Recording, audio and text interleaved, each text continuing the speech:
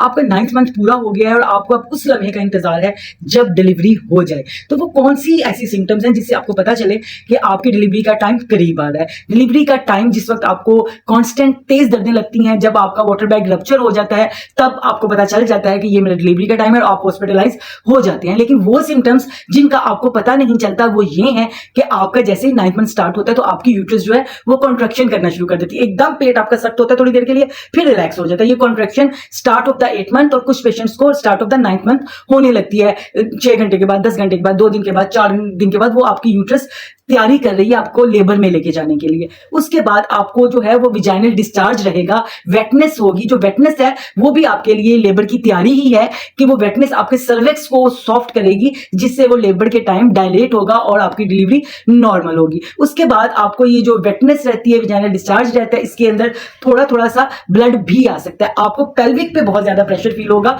आपको विजाइना में कचाव फील होगा। आप ये सब सिम्टम्स आ रही हैं तो इसका मतलब यही है कि आपका लेबर का टाइम करीब आ रहा है।